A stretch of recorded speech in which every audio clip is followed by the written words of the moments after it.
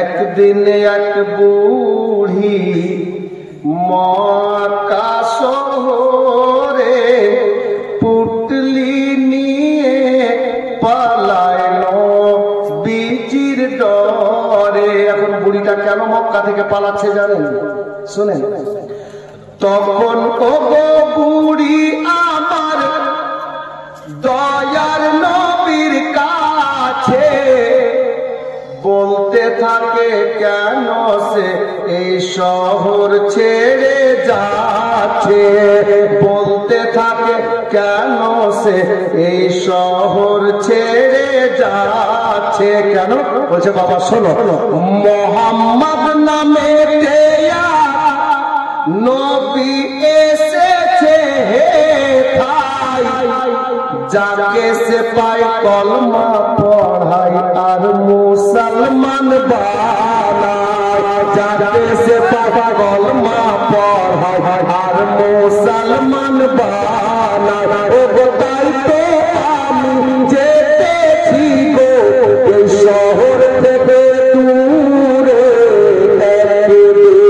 এক বুড়ি মক্কা শহরে পুটলি নিয়ে পালাইলো বীজির ডরে।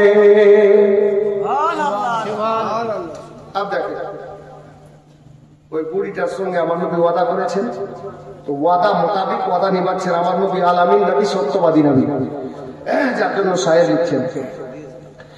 তখন আমার দয়ার রাসূল পুটলি নিয়ে মাথায় চলেন বুড়ির সাথে সাথে যাবে বুড়ি যেথায়, চলেন বুড়ির সাথে সাথে যাবে বুড়ি যেথায়। কিছু দূর গিয়ে বলে বুড়ি থামো বাবা হেথায়, এসে গেছি অনেক দূরে আর যাবো কোথায়।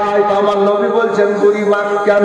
তো বুড়িটা বলছে আসতে পারবে না মুহাম্মদ। বুড়ি আছে কার সঙ্গে? মোহাম্মদের সঙ্গে কিনা?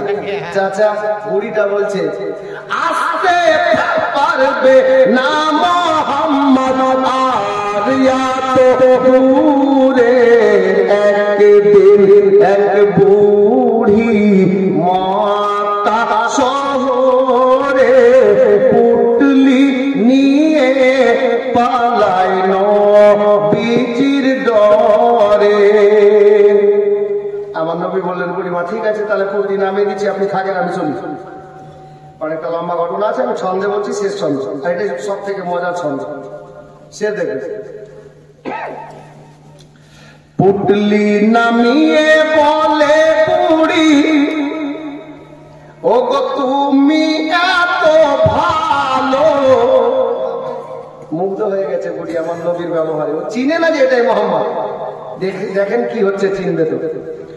পুটলি নামিয়ে বলে বুড়ি ও গো তুমি এত ভালো, আরজ করি বাবা তোমার নামটা একটু বলো, আরজ করি বাবা তোমার নামটা একটু বলো।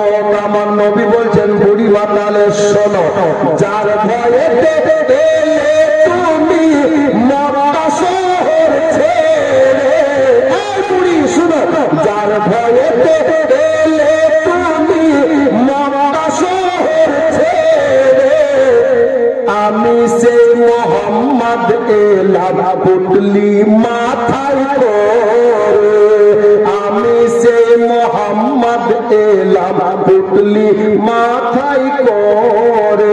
ও গো শোনার পর